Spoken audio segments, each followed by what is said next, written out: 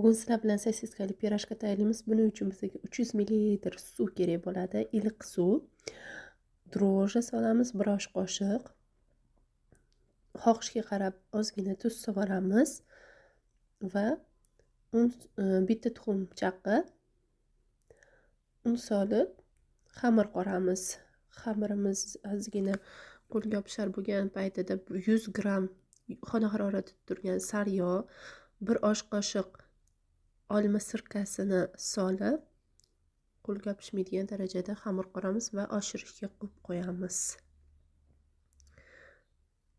Yog' bilan ozgina ishlov beramiz orada.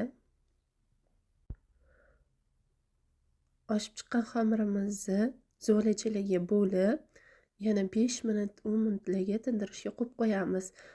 Sosiskalarimizni bu orada tozalab olamiz. Xamiri ko'rsatilgandek ochamiz, o'rtasiga sosiska qo'yib o'rab olamiz va yana 5 minutga tindirishga qo'yamiz, ustini selofan bilan yopib. Tingan xamirlarimiz, oshib chiqqan xamirlarimizni o'rta olovda orqa oldini qizartirib olamiz. Yog' qizib ketgan bo'lishi kerak emas, unda usti tez qizarib, ichi pishmay qoladi. Mana yana bir marta videoda ko'rsatdim qanaqa qilinganini.